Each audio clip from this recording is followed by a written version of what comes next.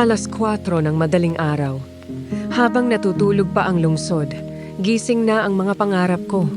Malamig ang sahig, at sa liwanag lang ng screen ng phone ko nakikita ang daan patungo sa kusina. Habang hinihintay kong kumulo ang takure, napatingin ako sa bintana ang tahimik ng Hong Kong. Minsan nakakatakot ang katahimikan dahil doon mo mas nararamdaman ang layo mo sa kanila. Pero bawat tasa ng kape ay tila yakap na nagsasabing, "Kaya mo yan, para sa kanila to." Hindi tayo gumigising ng maaga dahil gusto natin, kundi dahil may mga taong naghihintay ng magandang kinabukasan sa dulo ng ating pagsisikap. Sa buhay, ang bawat puyat at pagod mo ay hindi simpleng sakripisyo lang.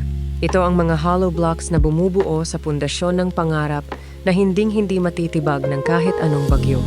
Hindi ka lang gumigising para magtrabaho, gumigising ka para baguhin ang tadhana ng pamilya mo. Maniwala ka, ang liwanag na hinahanap mo ay magsisimula sa dilim ng iyong pagbangon. Kamusta ka? Laban lang.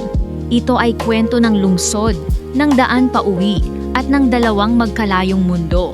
Ito ang kwento ko. Mali pala. Ito ay ang kwento natin, kaya i-share mo ang sayo. Makikinig ako.